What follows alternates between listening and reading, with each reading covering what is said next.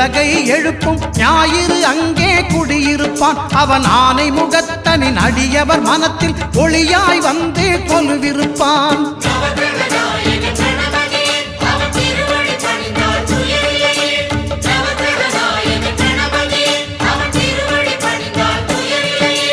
ஒன்பது கோளும் ஒன்றாய் காண அங்கு கற்பகம் என்னும் கடவுளின் மெய்யில்